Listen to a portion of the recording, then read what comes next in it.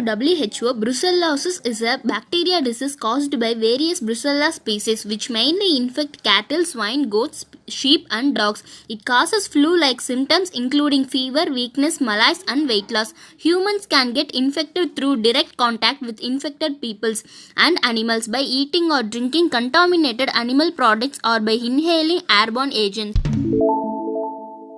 The 500 rupees Feluda test, a paper-based test strip to detect COVID-19 in less than 30 minutes, has been approved for commercial launch by DCGI. Feluda is the acronym for FNCA S9 Editor-Linked Uniform Detection Assay. It uses indigenously developed CRISPR gene editing technology to identify and target the genetic material of the virus that causes COVID-19. The total number of coronavirus cases in India has reached 54,619,000 as 92,605 people tested positive in the last 24 hours, according to the Ministry of Health and Family Welfare. The coronavirus death toll in the country has risen to 86,752, while 43,03,043 coronavirus patients have been discharged. Out of the total cases, 10,10,824 are active. A 12-year-old Tamil Nadu boy allegedly spent 90,000 on online games using mother's ATM card during coronavirus lockdown. The parents had allowed him to play games online as they wanted him to stay at home amid pandemic. The boy's father asked him to write numerals from 1 to 90,000 as punishment, but he couldn't write beyond 3,500 in 5 days.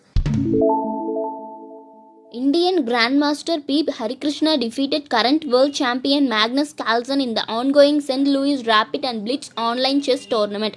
World's number 20 Harikrishna defeated world's number 1 Carlsen in round 3 of Blitz 1 in 63 moves with white pieces. Harikrishna, however, also suffered 4 losses in the day to rank 7th in the tournament standing.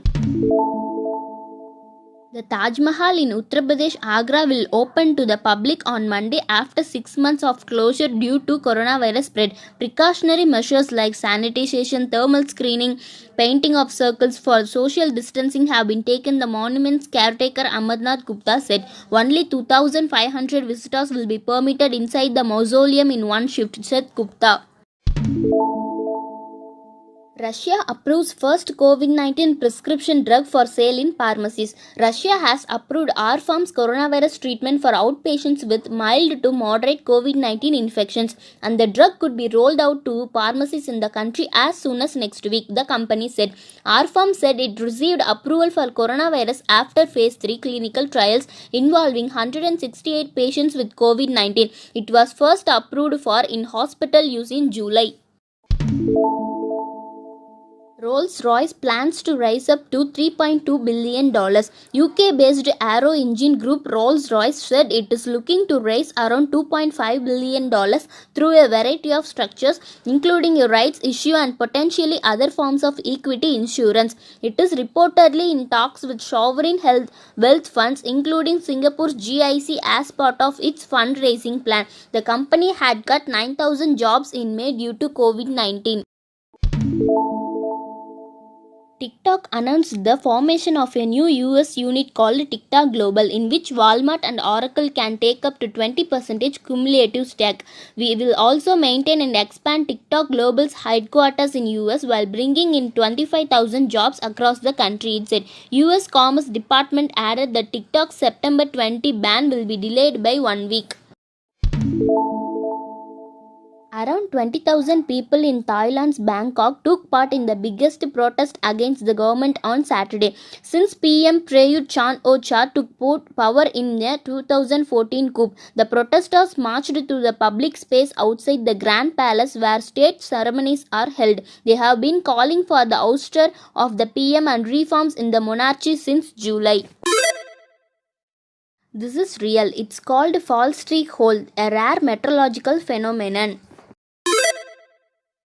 The winter of 1932 was so cold that Niagara Falls froze completely solid. Ireland has no army and also recognized as the world's most peaceful country. The Sylvia Hotel in Canada actually changes color with the seasons. Tata Tata Tea is the largest selling tea brand in India. 1 out of every 3 Indian households consumes the variant of Tata Tea. Thank you for watching.